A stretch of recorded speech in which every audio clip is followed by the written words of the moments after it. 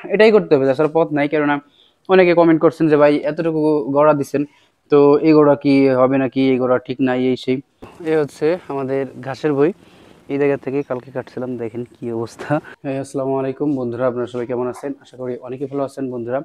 প্রত্যেক দিনের মতো আজকে চলে আসলাম নতুন আরো একটা ভিডিও নিয়ে। তো আজকে হচ্ছে আমাদের ফার্মে 1 2 3টা গরু আছে। আর আগের দিন এই জায়গায় একটা গরু দেখছিলেন অনেকেই, যারা আমার রেগুলার ভিডিও দেখেন।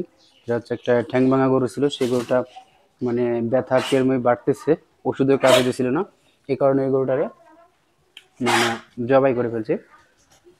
ঠিক আছে, তো এরপর এই গরুটারে পরের দিনে আনা হয়েছে। আর এই গরুটা ভাই এত সুন্দর খায়, বলার মতো না। দেখেন পেট পুরোপুরি কাঠি, সব কিছু খাইয়ে 4টা উঠে শেষ করছে, দেখছেন পুরোপুরি ক্লিন। তো এটা হয়তো এরকমই, ওই গরুটাও সেম ওই রকম খায়। তো ওইটা খাইতেছে, এটা সবাই লাস্টে খাবার দেওয়া হয়েছে, যার কারণে হচ্ছে এখনও খাইতেছে, খাক। তো আমরা তো প্রত্যেক দিন খালি গরু দেখি। তো আজকে চলেন একটু মাঠে যাই, সেটা হচ্ছে যে মাঠে নাকি পানি বেঁধে গেছে। তো এই কারণে ওইখানে যাব, মানে আমাদের যে ঘাসের ভুঁই, ঘাসের ভুঁইতে পানি উঠে গেছে, ওইখানে গেছিলাম। গিয়ে কালকে ঘাস কাটছি, পরে দেখি যে পানি হয়েছে। কেননা কয়েকদিন আমাদের এখানে বলতে না, কম বেশি মনে হয় সব জায়গায় প্রচুর পরিমাণে বৃষ্টি হয়েছে। তো সেই কারণে পানি মাঠে চলে আসছে, আর আমাদের ওই জায়গায় পানি হয়ে গেছে। কালকে কাটতে গেছি, দেখি যে প্রায় এতখানি পা ডাইবে যায়। তো যাই হোক, যাই, তারপরে দেখা যাবে। আর অনেকেই গোয়ালঘরের ব্যাপারে জানা, মানে পরে আবার কমেন্ট করছিলেন যে ভাই গোয়ালঘরের মাপটা ঠিক মতো হয় নাই। তো ইনশাল্লাহ নেক্সট মানে কি কয়েকদিনের ভিতরে একটা ভিডিও দিব, সেটা পুরোপুরি গোয়ালঘরের বলতে একেবারে A to Z যা যা আছে সব কিছু। আমি মনে করছিলাম যে আপনারা চারপাশে আর হচ্ছে যে গড়াগুলো আছে এগুলো দেখালে আপনাদের হবে, বা এই জায়গায় কতটুকু স্পেস আছে, এগুলাই জিজ্ঞাসা মানে কমেন্টে এগুলাই বেশি বেশি মানুষ জিজ্ঞাসা করছিলেন। এই কারণে আমি এগুলাই দিছি মাইপা। কারণ যদি আপনারা বলেন তাহলে আমি ফুল ভিডিও দিতে পারি। এখন পুরো ঘরের ভিডিও করতে গেলে বা কোনভাবে ভালো হবে কোনভাবে খারাপ হবে এভাবে যদি ডিসকাস করতে যাই তাহলে ভিডিওটা অনেক লং হয়ে যাবে। তো এটাই করতে হবে, তাছাড়া পথ নাই। কেননা অনেকে কমেন্ট করছেন যে ভাই এতটুকু গড়া দিচ্ছেন, তো এই গোড়া কি হবে নাকি, এই গোড়া ঠিক নাই, এই সেই। ভাই আমরা হচ্ছি গরু আনি, ঠিক আছে, এই যে জানছি আগের দিন এটা ছিল না, এটা আসছে। ওই জায়গায় একটা গরু ছিল, ওই জায়গায় একটা গরু আসছে, এই জায়গায় তো এটা পালের গরু, এই কারণে এটা আছে।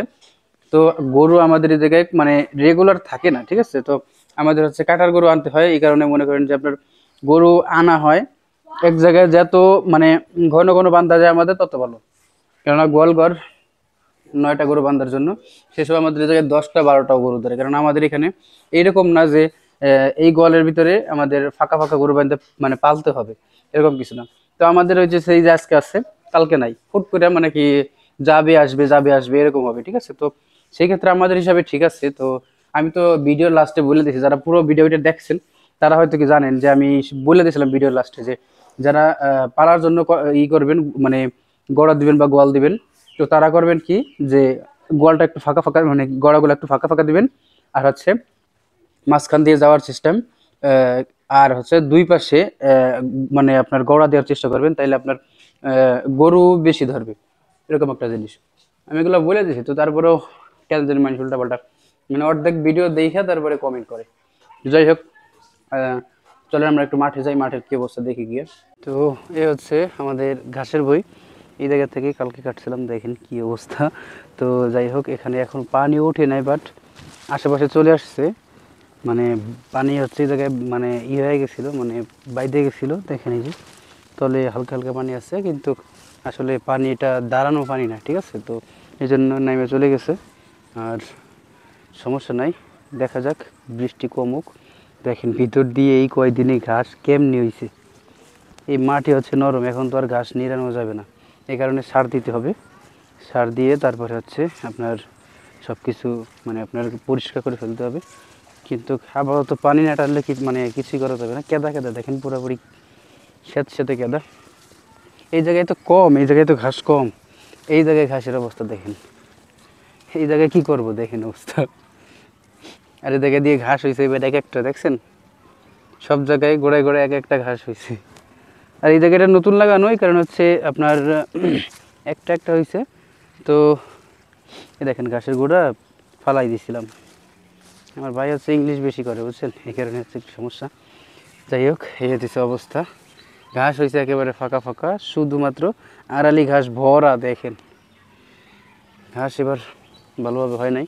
তো যাই হোক, বৃষ্টিটা একটু কমুক, তারপরে হচ্ছে এই জায়গায় আপনার ইকোর দিতে হবে, মানে সার দিয়ে দিতে হবে। তাইলে দেখবেন আবার একটা গোড়া থেকে 3-4টা চারা বের হবে, ঠিক আছে? ওই ছোটো ছোটো ঘাসগুলো পরে বড় হইলে খাওয়ানো যাবে। তারপরে হইতেছে একবারে ওই যে জায়গা থেকে কাটা হবে, এই যে কাটা হয়েছে এসব জায়গা পরিষ্কার করে ফেলে তারপরে অবস্থা আবার হবে, তাহলে হইতেছে মেন হয়। কিন্তু আমাদের এখানে আগে থেকে করবো না, কিসের জন্য জানেন? আমাদের এখানে হচ্ছে পানি হয়ে যায়, বুঝছেন? এটা হচ্ছে মেন ঝামেলা। তো এই কারণে একটু আস্তে আস্তে করি।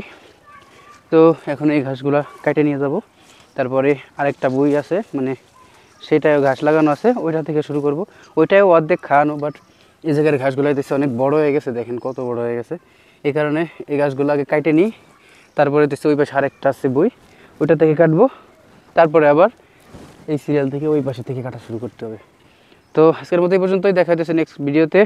ততক্ষণ পর্যন্ত সবাই ভালো থাকবেন, সুস্থ থাকবেন। আর যদি কারো কোনো সমস্যা থাকে সেই হিসাবে কমেন্ট করবেন, সমস্যা নাই। ইনশাআল্লাহ আমি যতদূর পারি আপনাদের রিপ্লাই দেওয়ার চেষ্টা করব। তো আজকের মতো এই পর্যন্তই।